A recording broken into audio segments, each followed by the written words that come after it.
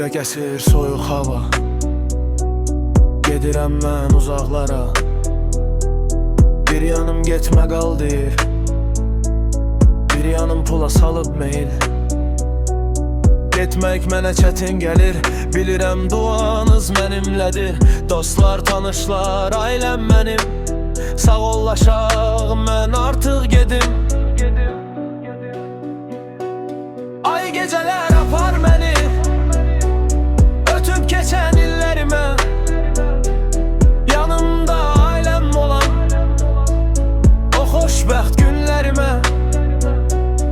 Ay gecələr apar məni, ötüb keçən illərimə. Yanımda ailəm olan o xoşbəxt günlərimə.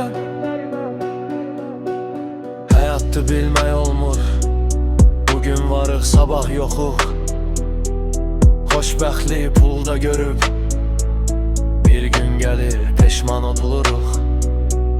Pul yığdım, vaxt itirdim, geri dönməz keçən çağlar. İndi anlayıram, gec olsa da ən böyük sərvətim doğmalar.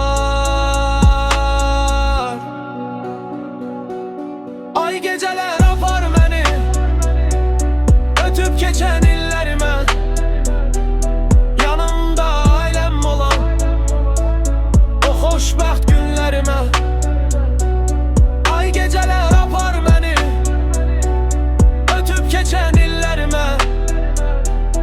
Yanımda ailəm olan o xoşbəxt günlərimə.